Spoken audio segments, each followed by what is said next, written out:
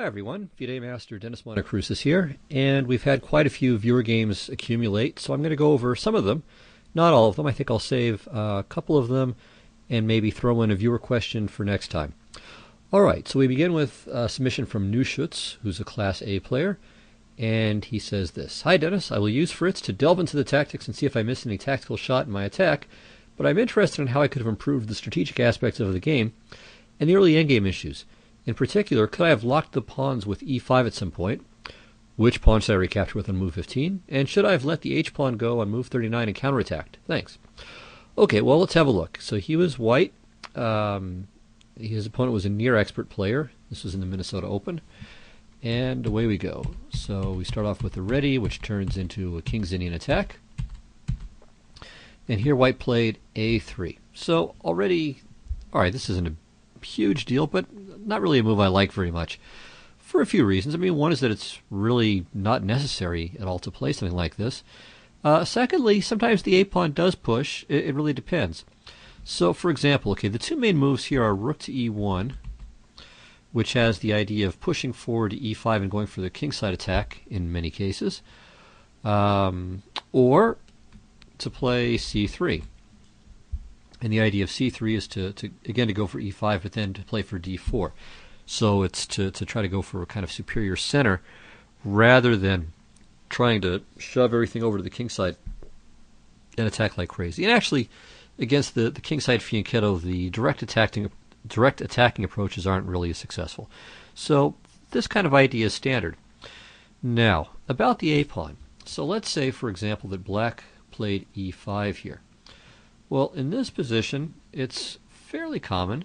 It's not the only move, certainly, but one idea is to play e takes d5, knight d5, and then knight to c4.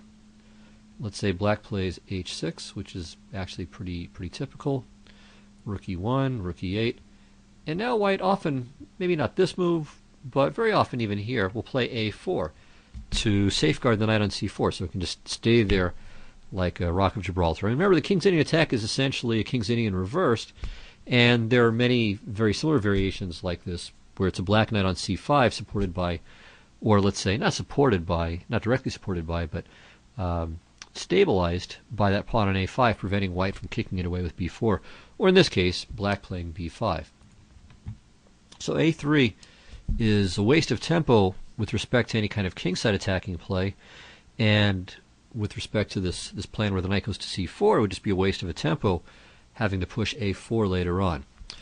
Alright, well, let's continue. So, kind of zip through some moves here. And as we see, white ended up playing a4 anyway. Okay, so here was one of the moments where he was unsure. Which way should white recapture? In the game, he captured towards the center and opened the b file with b takes c4. And I really can't object to this, but I don't really think there's too much to be achieved on the b file either. So, while I'm not sure that the alternative is better, I at least am more aware of let's say a clear strategic plan associated with playing d takes c4, and it's this: we want to play the rook back to f1, knight e1, knight d3, f4 at some point, or e5 certainly, and then it kind of makes sense. The knight's great on d3; it's plugging up the center. It gets out of the way of the f-pawn, and certainly white can just sit and not have any problems there if he wants to, or he can, again, try to play aggressively. So, just to give a sample variation, e5, queen e2, or again, you could just play rook f1 straight away. Bishop h6, rook f1, queen d7, knight e1, and knight to d3. And, alright, certainly I wouldn't say that white has any advantage here, but again, there's a clear plan of attack. Slowly but surely, white's going to go for f4. Maybe play bishop to c1 first. That's a little bit of another interesting decision, because it's not, black isn't going to be especially weak. But really, the thing is, both sides, their dark squared bishops are both bad. So it might not be such a bad idea for white to swap his off. Especially if he's going to play f4. I mean, it does soften up the king side a bit. So perhaps bishop c1, you make the swap. Perhaps h3, so that way on f4 there's no knight to g4 business, although that might walk into bishop to h3 as well, but maybe h5 then. So h3 perhaps, and again, then f4, or f3, rook f2, rook a to f1, and then f4. So, some kind of build-up, but sooner or later to get there. Still, another idea would be to try to bring the bishop out to h3 at some point before doing this, although that I think is a bit iffier, so really f4 would be the main idea. Okay, anyway, back to the game. White played b takes c4, and here I think is another place where e5 is good, but for tactical reasons, because it looks like it loses a pawn, but there's a trick, and actually it's a known trick in quite a few English positions. So knight to d2, and if black takes the pawn either way, it comes to the same thing. Knight c or knight d takes e5, f4, and the knight has no escape. And it's, again, the exact same if you had done it with the other knight. Then the knight on c6 would be en prie if the knight from e5 would retreat. So knight to b4 would be a more sensible way of dealing with this attacked knight, keeping an eye on the c2 pawn. And then f4 safeguards it, and white will follow up with a move like knight to e4, and I think white has an edge here. Okay, so in the game we have bishop c1, and okay, now I think white has an edge, certainly after g5, thanks to these weakened light squares. So here white starts playing quite energetically and well, I think. Bishop h3, f4, and here black tries to mix it up, but white has more space on the king side, and I think more access. His pieces have better access to the king side and to some of the crucial lines there. So I think f5 is a little too ambitious on black's part. One reasonable move here is knight to f3. I think white's much better after this, but okay, this isn't terrible, just not maybe best. Okay, and all of this is fine. Here, white played bishop to g2, and I think this is a bit of an inaccuracy at least. He had a very good move here, which was queen to g2. And the point of this, well, there are a few points. I mean, one is that the bishop is more active on h3. I mean, it's already hitting the knight, and the idea is to play rook to g1 here. And also playing queen to g2 safeguards the a4 pawn, because this rook to g1 idea just wins.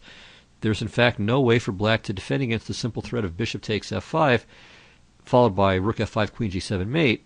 No way to defend against this that doesn't involve losing something else, at least the knight. So it's very easy to defend the bishop with a second piece, but as you can see, there's no other second piece besides the rook on f8. And if the rook on f8 is defending it, it's not really defending the knight on f5.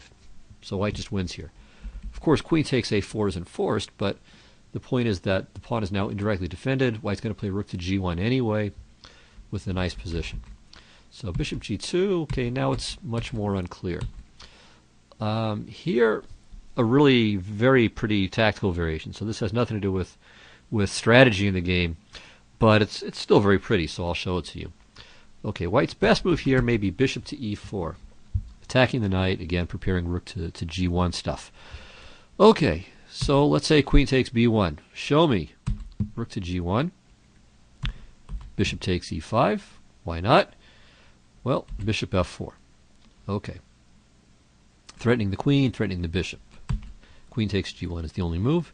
And now king g1. Not fearing rook to g8, because then bishop takes e5 check, followed by bishop takes f5 check, and it's lights out. So bishop f4 is forced, queen f4. And now it looks as if black is in big trouble. White is going to win the piece, because if the knight retreats, then queen takes h6, followed by, well, depending on where black goes, either queen h7 mate, or if the knight's gone to g7 from here, then bishop to d5 check wins a whole lot of stuff. So it looks, as I said, like black is just in deep, deep trouble, but he's got a saving grace here.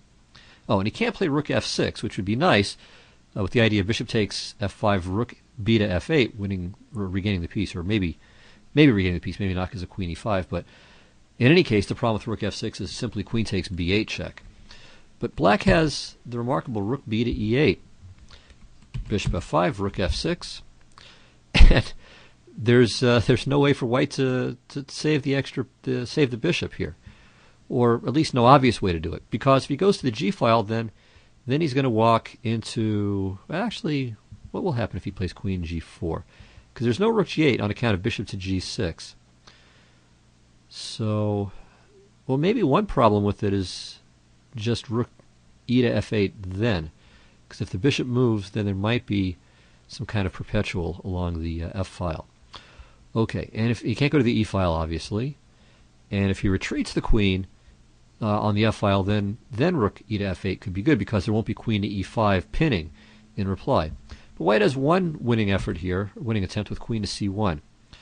So now rook takes f5 would be a blunder because of queen h6 check, followed by queen to g6 check, followed by taking the rook on f5.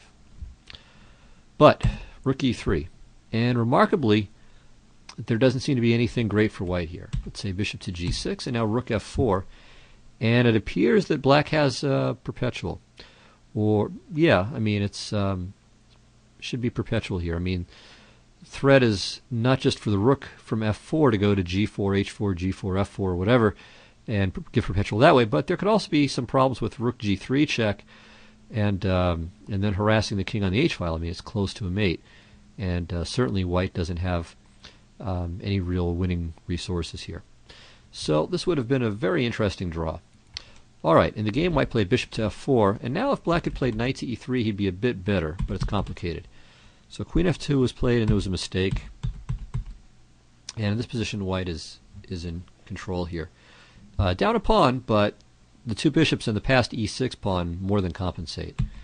So rook b to e8, and now here, just the pedestrian bishop to h3 would have been best, defending the pawn and preserving the bishop pair. Instead, he played rook b6, and now it's equal in this position. But here, white starts to drift, so it's already going in the wrong direction, although white should still be fine here. For instance, just rook to c6, and after rook fe6, rook takes c5, and I think the draw should be pretty comfortably held, really for both players. Rook to a8, and it's approximately equal. All right, instead, bishop to d2, not a terrible move. Takes, bishop a5. But white is going to have to defend his pawns in a passive way, either rook h1, after rook to e5, or if he's defending the pawn on d3. If black had played rook to e3, then in some cases he'd have to go to d1, although here he would have rook f3. Anyway, this is, I think, a critical position. Certainly, well, maybe critical is a bit of an overstatement because I think white is still fine even after what he chose in the game, but it's maybe a step in the wrong direction.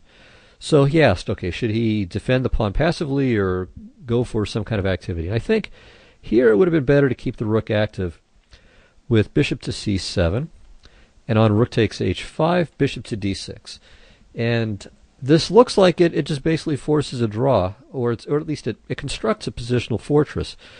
There isn't really any way for black to make progress, because if the rook ever leaves the fifth rank, the c5 pawn drops, and the black bishop is not really going to be able to protect the this pawn. In fact, it can't move anywhere.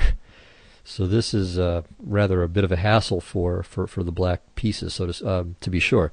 The king is stuck on the h and g files, the dark square bishop is going nowhere, and the rook is really quite limited as well. So this seems to be almost an immediate fortress. All right, so rook h1, and black has picked up a pawn here. Still, though, the limited material and the pretty bad placement of the black bishop, I think, still gives white enough to draw. So he needs some accuracy, but I think if he plays actively and accurately, he should hold the position fairly comfortably. Okay. Oh, one thing I was going to say too. Another thing that's in white's favor here is that he has a couple of nice outs. So one out, though you prefer to avoid this if you can, is going for rook versus rook and bishop. So that's of course a theoretical draw, though it's something that even grandmasters lose on a regular basis. And when you're in time trouble, it becomes tougher. On the other hand, it's not clear that most club players are going to know how to win some of the trickier positions with the rook and bishop either. So maybe it'll come out to about the same as it does in grandmaster play. So that's one out. The second out is bishop plus wrong-colored rook pawn. So if black is left with just this bishop on g7 and his h-pawn and everything else off the board is gone, then as long as the white king has access to h1, to the pawn's queening square, it's a theoretical draw. So that white has these two outs in addition to, let's say, ordinary, just regular draws, increases his chances of a successful defense. Okay, so continuing along here, bishop to b6 is what I think should have been played again, trying to tie down the black bishop. So bishop f8, king e4, king d5, and okay, black can play rook f3 and not lose the pawn because of the rook f5 check trick, but still white should be able to hold on here. All right, well in the game white played rook e1, and this isn't bad either. Bishop f8. Here maybe we should mark time though with rook f1. So king f5, that's not really a blunder or anything either though. King g7, rook e5, check. And okay, king e4 should also be good enough. Yeah, so we can talk about this ending a little bit. I think this is a draw as well.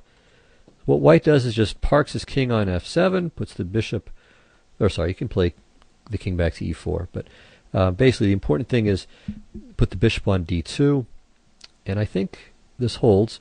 If bishop g5, then we just play bishop to a5, and we can come back to b6 if the bishop goes on any little tours, and also the bishop on g5 prevents the black king from trying to attack the h-pawn via the g5 square.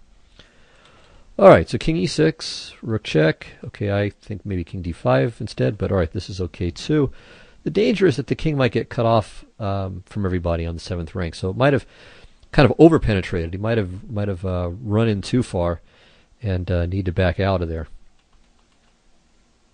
Okay, so here, yeah, rook to d5 is what was played. It's still okay. White has a couple of other ways of drawing at least. So one is to just harass the poor bishop. So it's trapped, forcing this retreat. Okay, now here, bishop d6 is forced, rook to d5, and rook takes d3 next. So that's one pretty easy way to draw. Black could play bishop to g5, but he can't make any progress. So white just leaves his rook on the d file. Maybe rook to d7 check to drive the king back, but even without that, it should be, I think, a draw. But certainly rook to d7 check would be a wise move to play, and then rook to d5. Okay, so that's no problem. Another drawing approach is check, and just rook f1, coming back and preparing g-file checks at some moment. Okay, so black can try a couple of things, neither of which wins. So, for instance, rook c4, check, king e8. So again, we're tracking down this hapless bishop.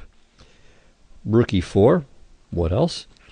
And now there's no checks, and after rook e5, white gives perpetual on g7 and g8. So that was rook takes c4. Okay, if black plays rook to a7 check, then something like this should be a draw as well. Okay, we're not winning the pawn just yet because of the skewer, of course, but now we are.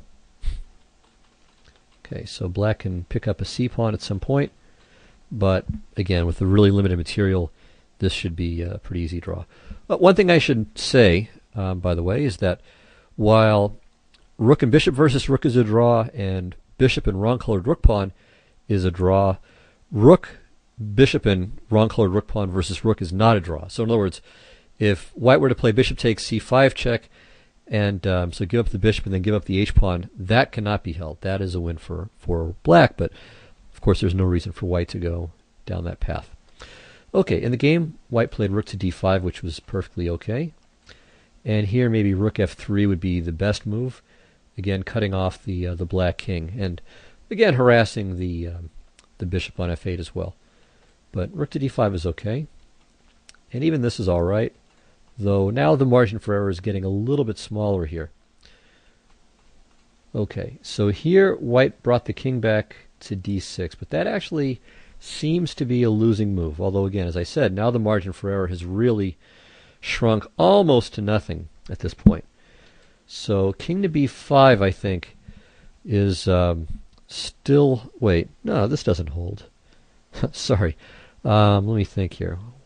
What in the world am I thinking here? Rook f5. Does this hold? King c4.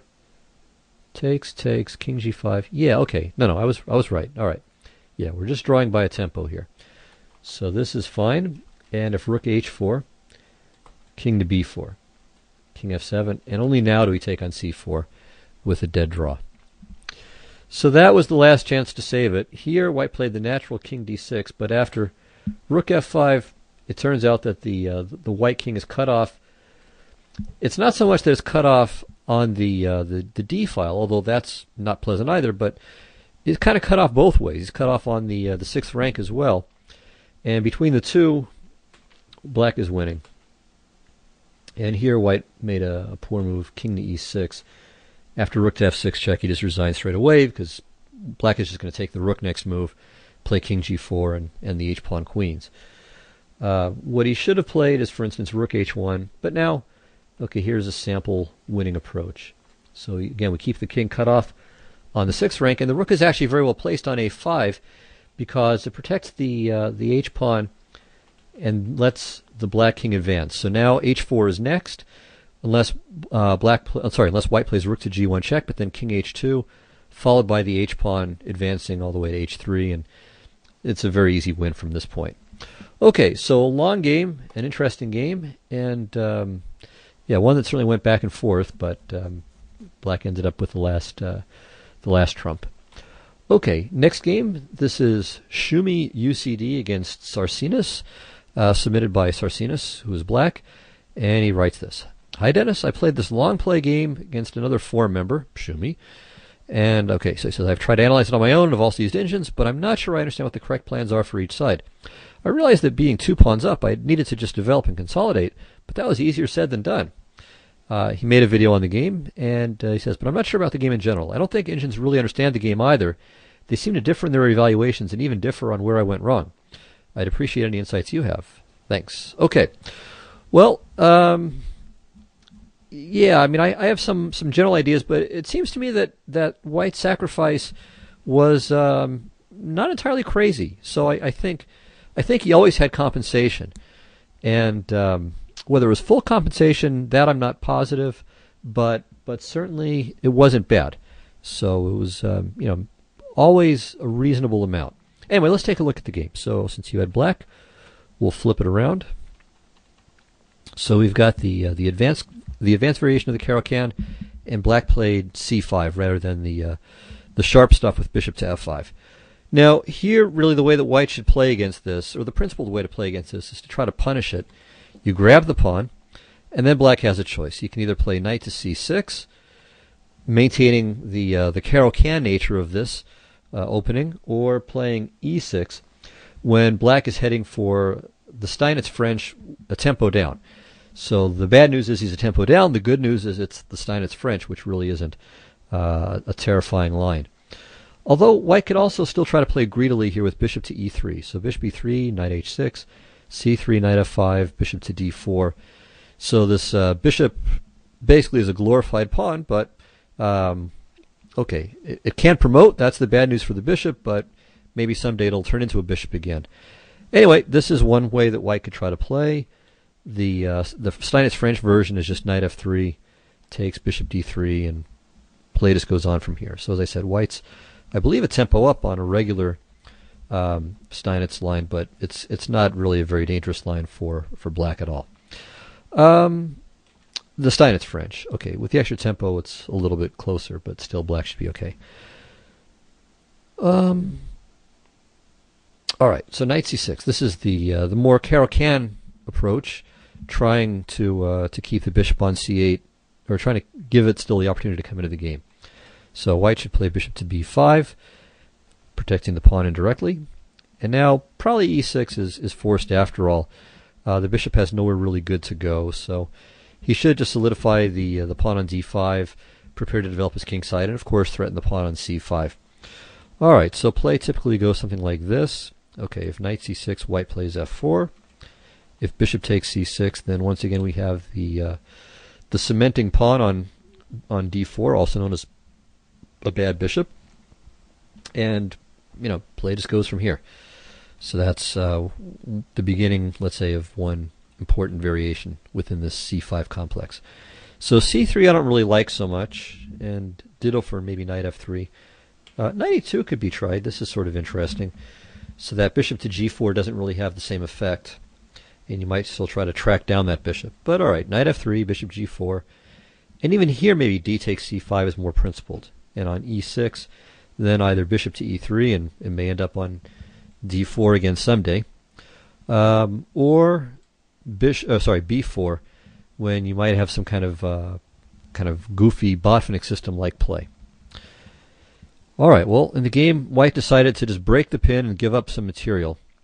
Bishop to b5, dc, and now e6. So a very interesting approach here. 2 pawns, so he's giving up a couple of pawns. But, all right, he's got the bishop here. There are some open files in the center. And black's king side is obviously fairly constipated at the moment. So along those lines, perhaps we should offer a sort of laxative here. Two-pawn laxative. So one idea for black might be to return at least one of the pawns, maybe even both. So one idea is knight f6. Okay, castles. And now, okay, you could play e5 and stick to your guns and hold on to everything. But g6. Okay, rook e1, bishop g7. Just give it away. Rook e6, castle. So give him a second pawn back too. But now, okay, queen d7. And now all of a sudden, hey, black still has his nice central pawns. All of his pieces are developed, or all except for the rook on a8, which will find its way to a good square. And yeah, white is behind in development and could start getting pushed around, for instance, with d4 maybe.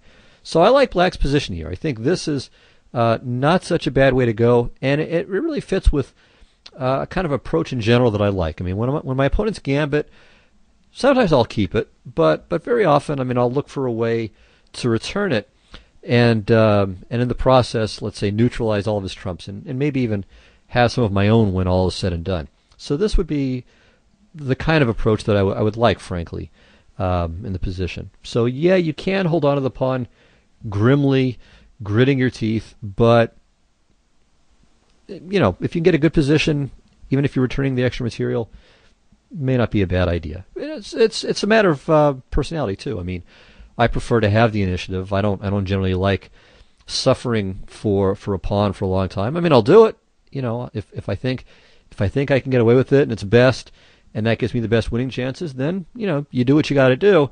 But if the two possibilities are roughly equivalent, I'd rather return the material and be able to fight for the initiative myself. All right, so from here, white castle, maybe bishop to f4 straight away is better, because on e5 there's this little trick, and white gets the pawn on e5 and gets this nice little mini bind on the dark squares in the center. I call it mini bind. You could play e takes f4, but not really. I mean, that would just be horrible. He takes on d5, and the d file opens. Probably not very good. Okay, so anyway, he castled, knight f6, rook e1, e5, bishop g5. So yeah, all of his pieces are on these nice aggressive squares, and okay, it's getting tricky. I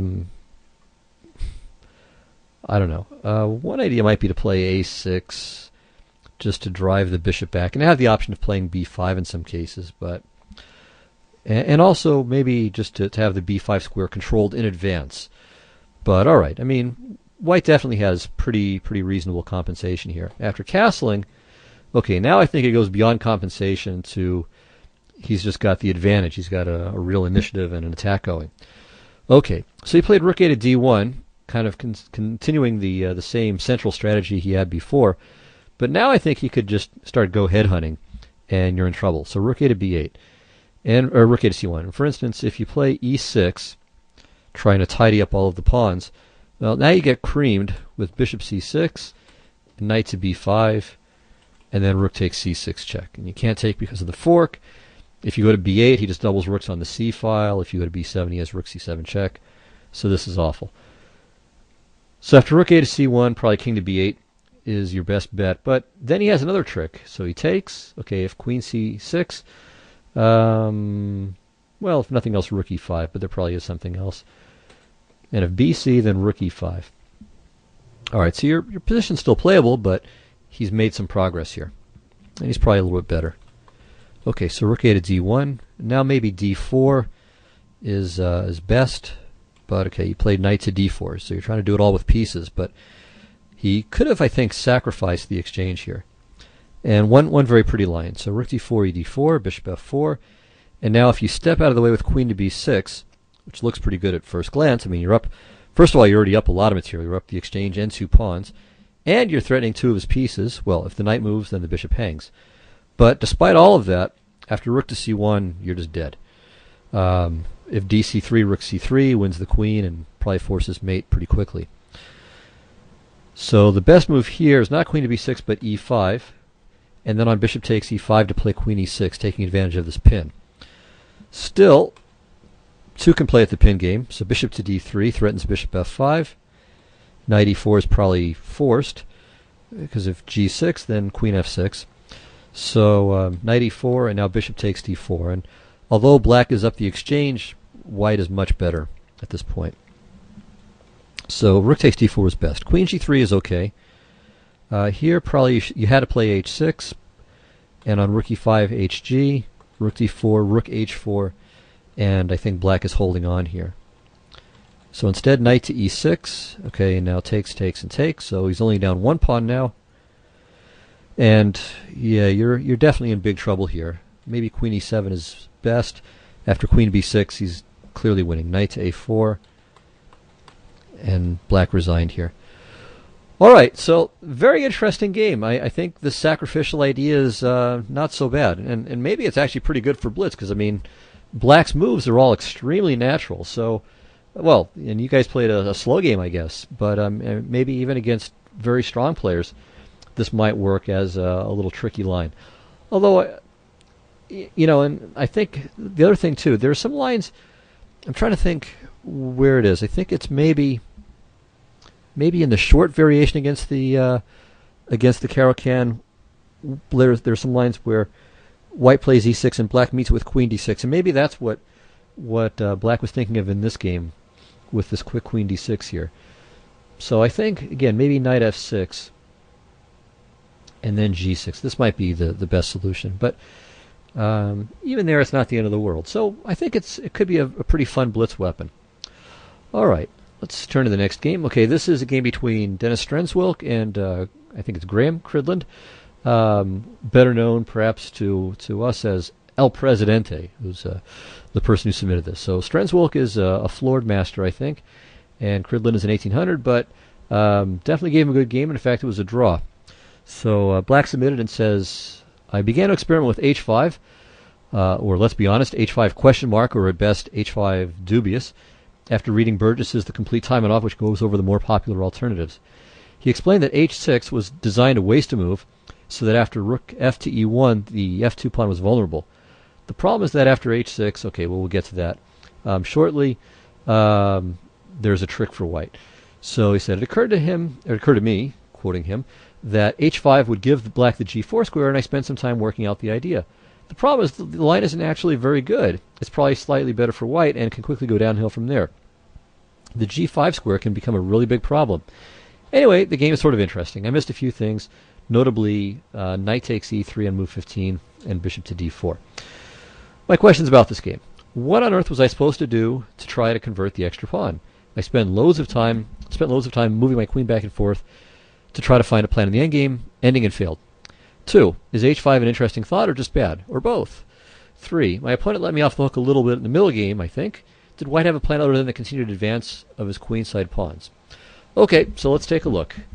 So those of you who are wondering what in the world he was talking about, so it's this position here in the Taimanov. And now, okay, what he was saying is that if h6,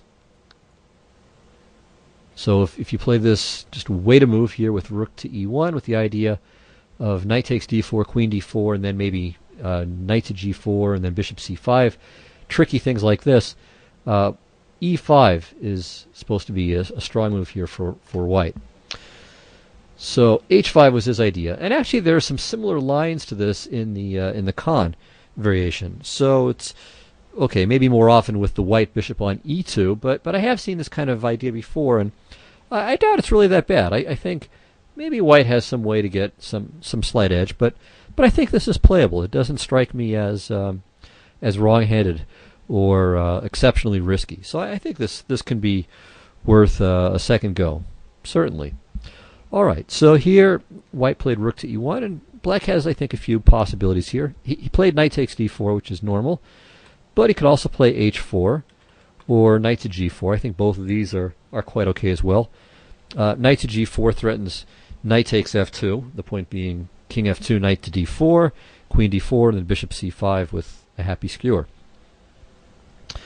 All right, well, in the game he took bishop c5, bishop f4. It's a good little trick that those of you who play white against this system should know. d6, queen d2, knight g4, knight d1, e5, bishop e3.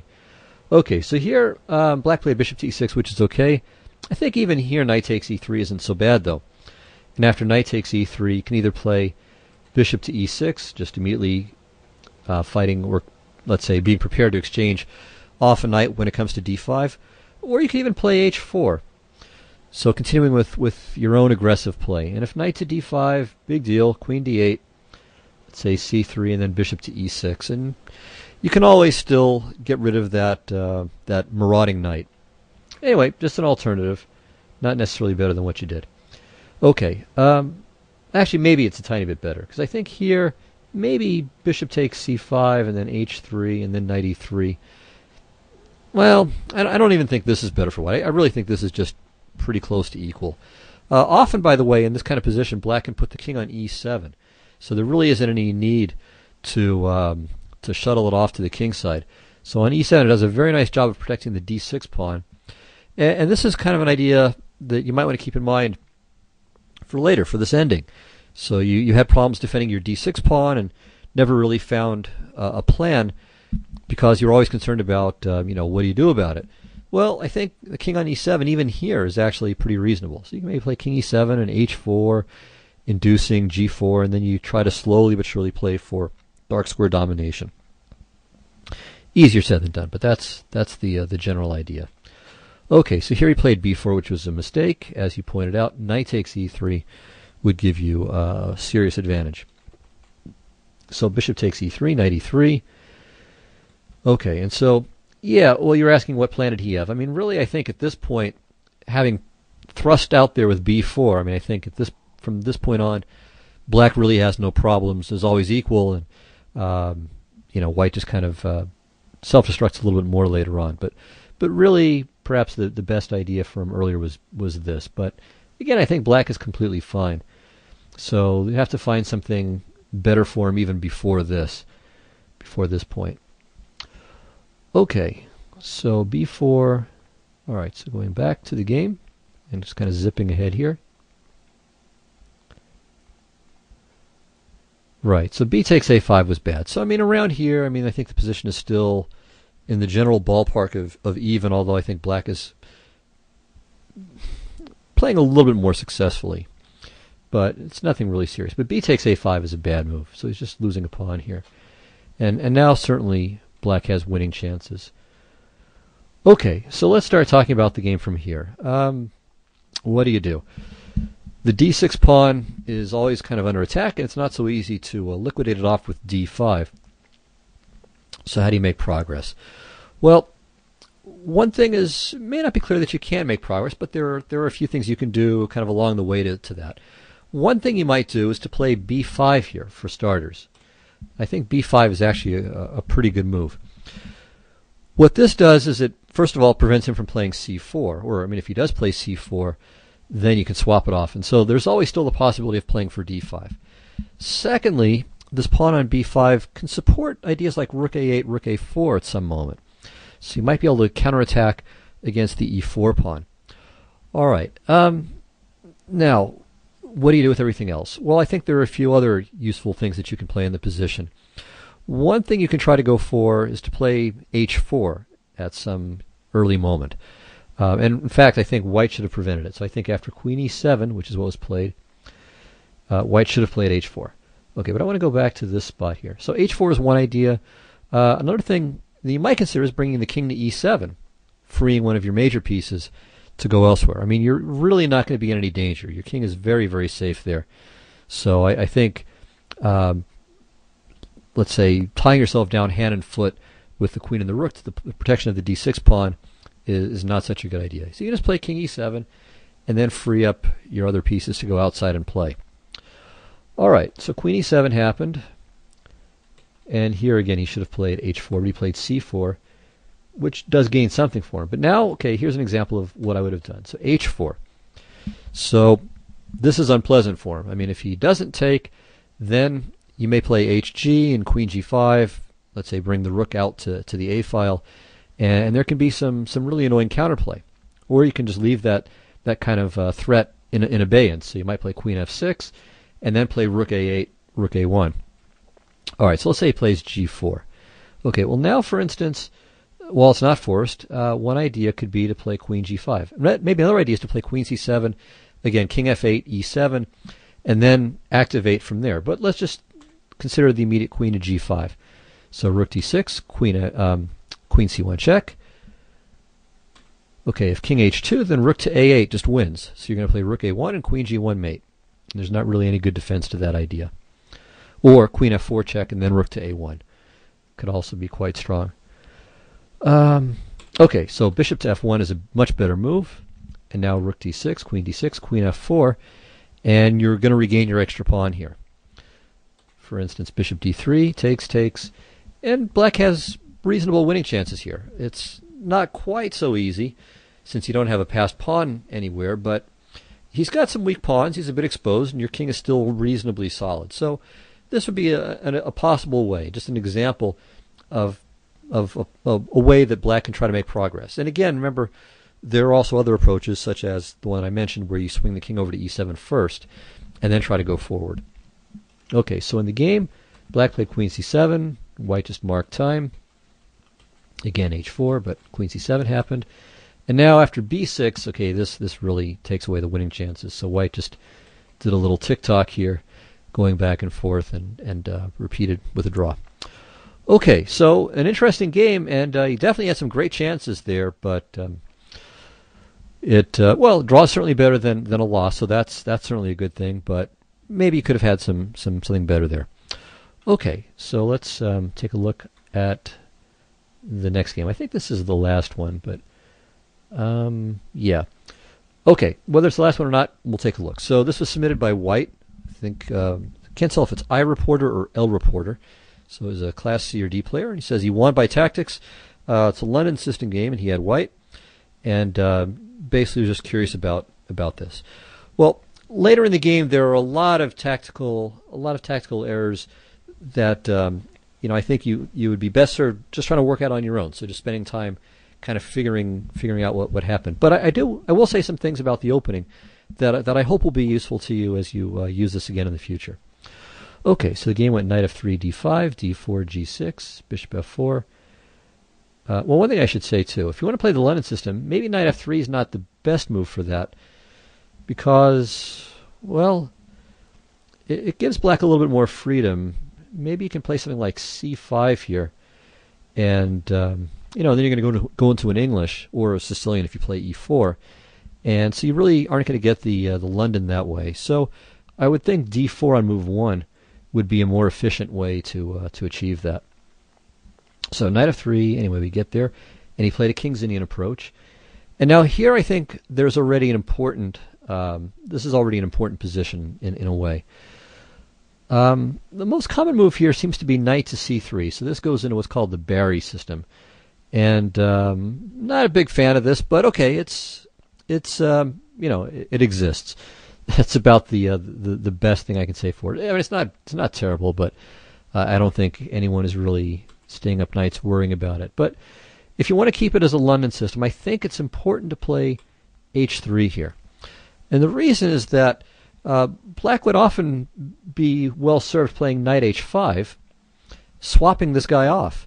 So if he can grab the bishop here, especially that really nice looking bishop on f4, which gives you this grip or helps give you this grip on e5, then I think it's a bit of progress. So h3 is a very typical London system move. So if he plays knight h5, you can just retreat the bishop back to h2, and then his knight's just kind of silly there. It also keeps black pieces off of g4 as well. So there might be some sense to black playing for bishop to g4 at some point, and maybe swapping it off if it helps him to achieve some play in the center with e5 even. So by playing h3, you preserve your bishop, and you make him keep his bishop, which he may or may not want to do. All right. Now, I'm not saying this promises white an advantage, but this is kind of a stock idea, one typical London system move. So here, after knight b to d2, black could castle and then play knight h5, or maybe even better yet, just play knight h5 immediately.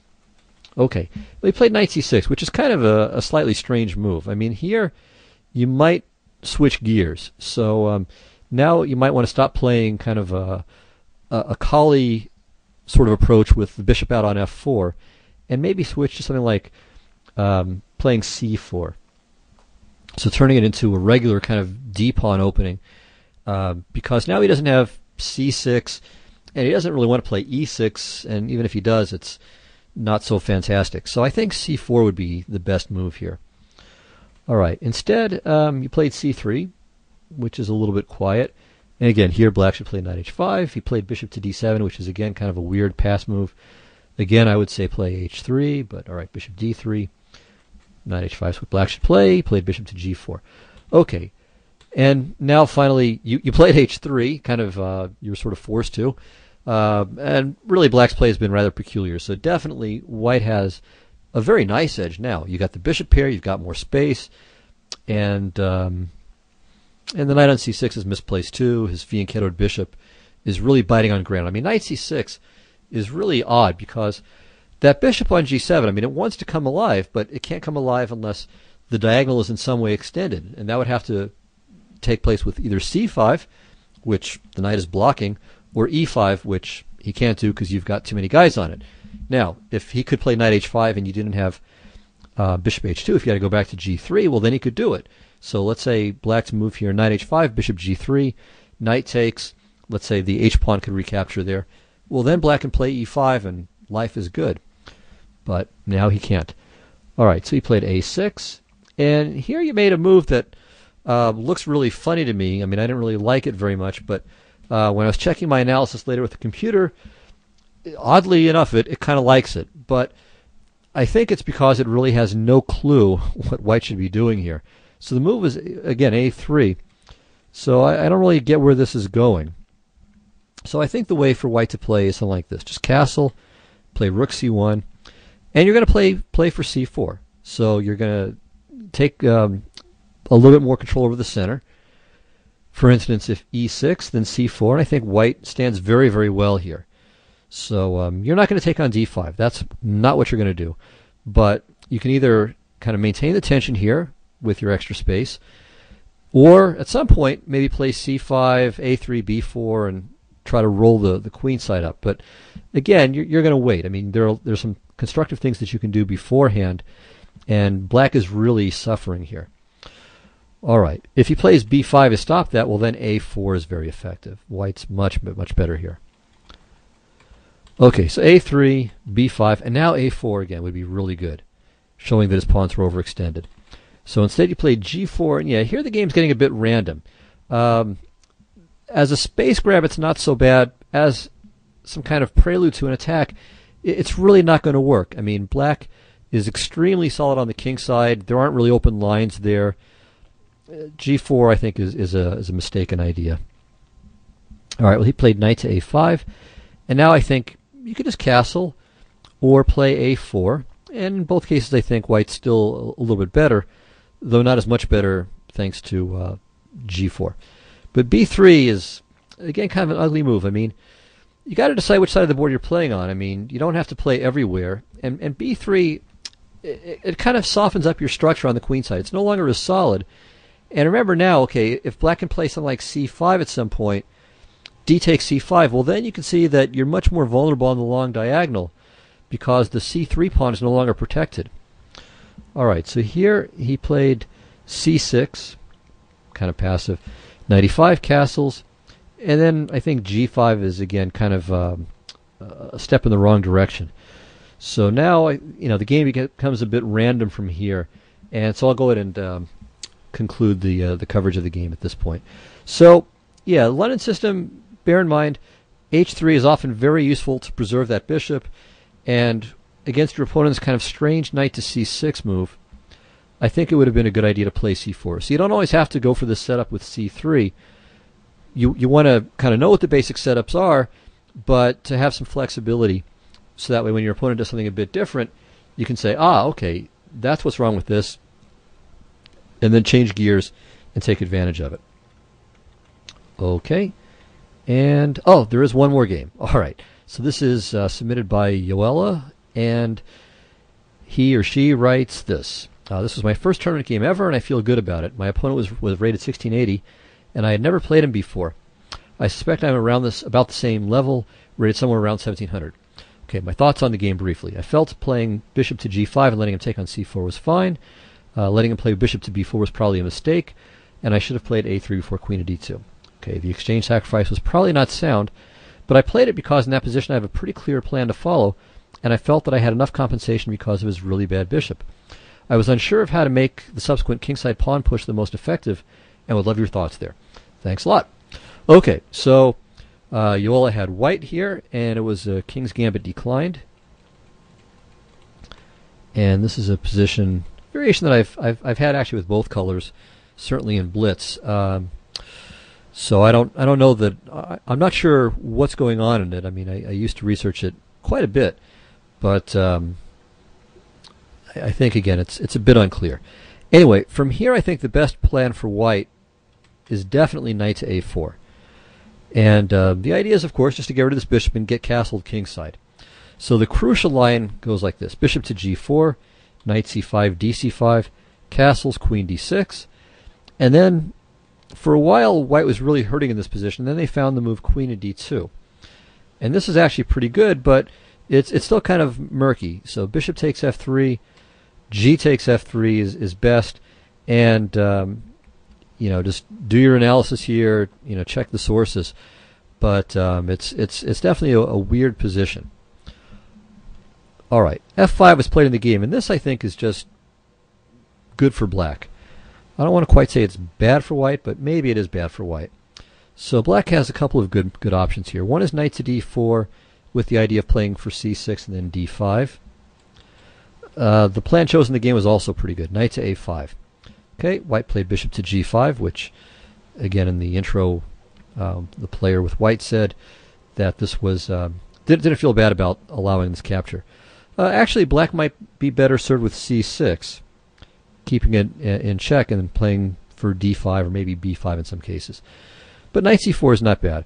dc, and now I think black should maybe play bishop to b4, although this is still kind of unclear. But I think it's white who has to find the tricks to maintain equality at this point. So queen d3 is the most natural move. Okay, and now black has a couple of options. One is bishop takes f5, with the idea of e takes f5, e4, of course. So from here, castle's queenside is actually pretty strong. So not bothering to take, but maintaining the c4 and e4 pawn clamp, and also preparing knight to d5. So here, black can try a couple of things. If bishop to e6, then knight to d5, and white has decent compensation. I mean, so the f-file is open, and this pin is really annoying. And black can't break it, not so much because he's going to get mated, which may or may not happen, but because, let's say something like queen to d7, bishop takes f6, g takes f6, and then knight h4 and knight f5, and that knight is just going to be majestic on that square. So another try is bishop takes c3. And now, not queen takes f3, black would then take on e4 and probably just be winning, but e takes f5. All right, and now you have more tricks. Bishop b2 check, and then e4 after all. But after queen d4, e takes f3, g f3, even though black's up a pawn, and white's pawn structure is gruesome, all 6 pawns are isolated, 2/3 of them are doubled, the g-file is a big deal, and that pin is a big deal as well. So rook e8, rook h to g1, king h8, and now bishop h4 with some rook takes g7 action coming up here. So rook e5 is probably just about forced, since the threat is rook takes g7, king g7, rook g1 check, king back either way, and then bishop takes f6. So this defends the knight on f6 against that. And now queen f4, and now maybe rook takes g7 is still in the air. Certainly white has compensation for the pawn here. I don't know if he's better, but definite compensation. Okay, so going back to this position here after queen d3. Instead of bishop takes f5, the alternative is just to grab on c3 immediately. Okay, now if queen c3, I think black is fine. So he's broken the pin, and material is even, but black is safe. And white's pawn on f5 is hanging too, so even if the black d6 pawn drops, black should be able to maintain the material balance without any trouble. And if anyone's better here, it's black a little bit. So b takes c3 is right, despite the gruesome pawns. And Well, it's structure versus a pin. So b6, knight to d2, h6, bishop h4, bishop b7, and now, okay, white would love to play knight f1, e3, g4, but it hangs this pawn. And if bishop f6, bishop d3, bishop d8, bishop takes f1. So that's the key, that knight on f1 can be captured. So after bishop b7, white should probably just castle, and after queen e7, I mean, it's just an interesting position. I mean, I'm not sure exactly how to evaluate it. I mean, clearly, if white were to move his bishop back and break the pin for a moment, then black is just about, well, it's much better. I don't know if he's winning, but certainly very, very happy. But that pin is a real pain in the neck, and white may do a rook lift, may play again the knight to f1 to e3 to g4, stuff like that. So it's definitely an interesting position. Okay, well, in the game, black played c6 instead of bishop to b4, queen d2, and only now bishop to b4. Okay, so white made this exchange. All right, I'm not sure if that's best, but okay, the resulting position is probably about equal. So castles, and here maybe black should play b5 and just start trying to rip open lines on the queen side. I mean, white's going to do the same thing. I mean, white wants to play g4, g5, for example. So if it's going to be a race, then you better run fast. All right, instead, black played a6, trying to prepare it. But after a3, white showed another idea, which is just to be greedy, simply to win this d6 pawn. So white has grabbed a decent pawn, and more importantly, has this kind of death grip on the d file. And black has a really tough time getting the bishop from c8 into play. Well, all the same, after something like rook to d3, I mean, while white's better, I mean, it's not fatal. It's of course a problem for white too that his extra pawn is a doubled pawn, and it'll be at least tough for him to put it into action or into use. And black has the bishop here, which right now doesn't mean anything, but someday it could. So white decided to go for something a little bit more radical and played c5, which is very, very interesting. I don't know if it's the best move, but I think it's playable. I definitely think that white is still better after this, and maybe black should even consider saying no thank you with the move f6, and at least put white's resolve to the test to see if that rook would stay there another move. So in the game, black just took and played f6, and now another good move by white, knight to a4. So white gets this hideous clamp, b5. Okay, maybe that's best, but it's hard to believe. I don't know. Well, if bishop to d7, knight c5 is coming anyway, so this is pretty awful. Maybe rook to d8, rook to d1, and then bishop to d7, and a knight c5, play rook to b8. Maybe something like that would offer slightly better prospects, but I'm not sure about that. Anyway, b5, knight c5, rook a7. This isn't that bad. Well, maybe it is that bad. Anyway, g4, king f7, h4. And yeah, black is up material, at least on paper, but there's really nothing he can do in this position. I mean, it's really, really pretty miserable. If for instance, he moved his rook from d8, so let's say it went to g8 or h8 in anticipation of some kind of pawn break over there. Well, then just d7 wins, because if the bishop goes to b7, you queen, and even if you didn't, let's say we gave black two moves to play bishop to b7 and rook to d8, well, then you still have knight to e6 winning the exchange back. So black is really tied down here. His bishop has no squares, his rooks are prisoners, and his king is not very good either. Okay, let me show you a funny variation. So in the game, black played a5. I was thinking, okay, what about g6? Trying to just open some lines there, maybe somehow get a rook into the action. Okay, h5, takes, bishop d7, rook to g1, rook to g8. All right, takes, knight h2, and knight to g4. All right, so now black can do absolutely nothing in this position. His king is stuck with just g7 and f7. Otherwise, the f6 pawn drops. The rook has no squares. It's stuck on a7, babysitting the bishop. But the bishop can go back to c8 or e8. But that's still as much limit as much mobility as it's got. The rook still can't move because of d7 after that. So it's just a question of whether white can win. So I'll show you a winning procedure here. Okay, so now black has no moves except for the bishop. So the king can't move without dropping the f-pawn. The rook has no moves, and a5 would just, there are no pawn moves either. The only legal pawn move just drops a pawn. So all we have is bishop e8 or bishop c8 and bishop back to d7. So king b2. Again, a5 is no good for the same reason. Okay, and now, all right, here white plays a5. All right, and now, yeah, still not, we don't break through yet. So this, and now c4. Okay, so the capture is bad because then knight takes c4 and knight to b6 breaks in. So king f7, and now cb5. All right, if c takes b5, then knight to d5 and knight to b6. So again, that wins. But after a takes b5, I'm not sure. I think this may just be a draw. So this is a little bit frustrating and kind of hard to believe, frankly, but this perhaps this does save the game. So I'm not 100% sure, but maybe white can't win this. So I don't know. One idea might be to try to swing the knight into e6 and then c7. So there might be some really long knight journey where we maneuver the knight to f2 to, or h2 to f1 to g3 to h5 to g7, and then from there perhaps go to e6. And what happens from there? Still not clear.